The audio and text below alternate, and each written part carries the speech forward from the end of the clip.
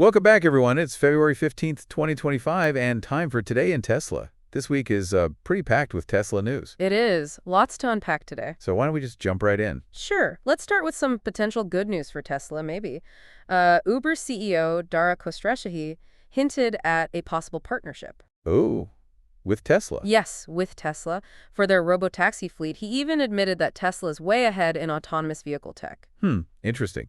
Especially with Tesla aiming to launch that robotaxi network in Austin, like the middle of this year? Right. Mid-2025 is their target. And combining that with Uber's huge ride-hailing network? Wow. Yeah, could be pretty major. Okay. So what else is going on? Well, some news about the Cybertruck. Tesla's actually cut twices on the 2024 models by up to $6,000. Really? A price cut this early?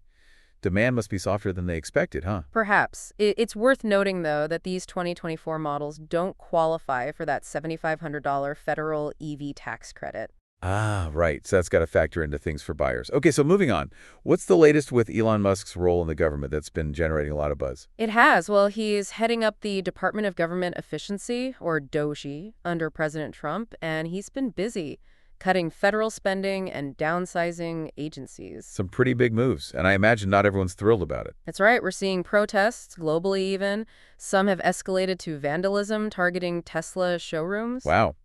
Things are getting pretty heated. Yeah, it's definitely sparking strong reactions. And some public figures are taking a stand, too. Sheryl Crow, the singer-songwriter, sold her Tesla, donated the money to publicly funded media as a protest against Musk's involvement in politics. It's really interesting how intertwined those things are becoming.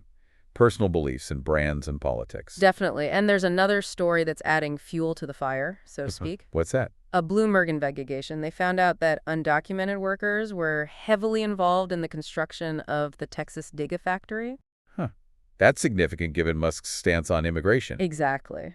Okay, well, let's switch gears for a minute and talk about Tesla's stock. It's been, well, not doing so hot lately. It hasn't. It's down 25% in just the last 2 months. It's actually one of the worst performers in the entire NASDAQ 100. Ouch, that's a steep drop. What are analysts saying? They're recommending caution, citing weakening EV sales, plus the overall macroeconomic worries, and of course, Tesla's already high valuation. Yeah, lots to be cautious about right now. Okay, speaking of concerns, there's another incident with Tesla's full self-driving that's raising eyebrows. Right, a Cybertruck running FSD got into an accident in California, and this is while the NHTSA is investigating Tesla's FSD capabilities. So even more scrutiny on that technology, especially with Tesla banking on it for their robotaxi plans. Exactly. But hey, even with all this, there's some good news for Tesla. There is. Despite the stock volatility, Bridgewater Associates, a big hedge fund, just invested $62 million in Tesla. Wow, that's a vote of confidence for sure. Definitely suggests they believe in the long-term potential. Okay, that's good to hear. Anything else positive? Well, Tesla's rolling out those fancy Matrix headlights in the U.S. should make things safer on the road. Yeah, reducing glare is always good. I like that they're still pushing the tech envelope, For sure. But not all smooth sailing for Tesla, unfortunately. Their legal tactics in China are causing a stir. They've been aggressively suing critics, and it seems they're leveraging their close ties with the Chinese government to do it. Huh. Not a good look. It's raising concerns about fair legal practices, consumer rights, And closer to home, Canadian Tesla owners are speaking out, distancing themselves from the brand, both because of Musk's political activities and those trade tensions between Canada and the U.S. It's crazy how much those external factors are playing into things, right? Yeah, it really highlights how complex brand loyalty is these days. Well, we've covered a lot already. Partnerships, stock drops, political controversies, even international incidents. Tesla's definitely been busy this week. And we're not even done yet. Yeah, no kidding. It seems like there's always something new happening with Tesla. For sure. But you were saying something about this Cybertruck price cuts. Right. So those price cuts, some market analysts are saying that if EV demand keeps weakening, Tesla's stock could actually drop by 50%.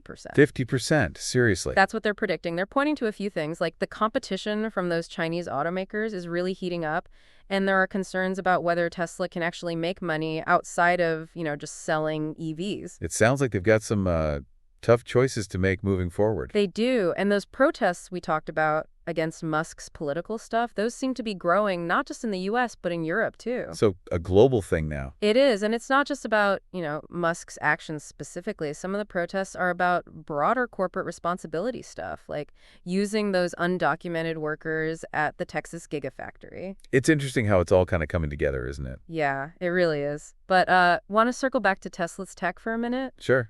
What's up? You remember those supercharger cable thefts we mentioned? Oh, yeah. That was a weird one. Well, copper prices are way up, right? So these cables are like valuable. Tesla's having to come up with anti-theft stuff like cables that release dye if you cut them and engraved markings to try to stop it. Huh. That's pretty clever, actually. It's like with Tesla, you learn something new every day. I know, right? There's always something. But even with all the concerns about full self-driving, especially with that Cybertruck accident, Tesla's still going ahead with those robotaxi plans. They still say that network's going to launch in Austin by the middle of the year. So full speed ahead, huh? Despite everything. Yep. Guess we'll have to wait and see how it all shakes out. Yeah, it's amazing, isn't it? It feels like Tesla's always pushing the limits with technology, but also like how they do business. But, it's not all sunshine and roses. There are some real roadblocks they got to deal with. Absolutely. They've got those political things to navigate and ethical questions. And of course, they have to stay ahead of the competition, and the whole market's changing so fast. It's a lot. Plus, the economy's being a bit shaky right now, and that's not helping anyone in the car industry. Right, exactly. And talking about the global side of things are a little tense internationally, too. Those legal tactics Tesla's using in China are getting some attention, suing critics left and right. And they seem to be using their good relationship with the Chinese government to their advantage, which is... Not great. No, not really. Makes people wonder about, fairness and consumer rights, that kind of thing. And it's not just China. Oh, right, Canada. Yeah. Canadians who own Teslas are getting frustrated, too. Some are even saying they're done with the brand, partly because of Musk's politics and partly because of the trade issues between Canada and the U.S. Wow. So it's all connected, huh? Politics, the economy, personal beliefs. It's all affecting Tesla. Yeah, it really goes to show how complicated things are for companies today, especially global ones. Everything's intertwined. Well, we've covered a ton of ground today, that's for sure. Everything from potential new partnerships to stock troubles, those political controversies, even international issues. What a week for Tesla. It has been. We saw some exciting stuff like the Robotaxi launch in Austin getting closer and those new headlights they're rolling out. But there are some big challenges, too, like that stock price drop and the pushback they're getting from some customers. Yeah, I guess it shows that even for a company as innovative and influential as Tesla, there are always going to be bumps in the road. Well, that's it for today's deep dive into all things Tesla. We'll be back tomorrow with more news of the world of tech and business. See you tomorrow.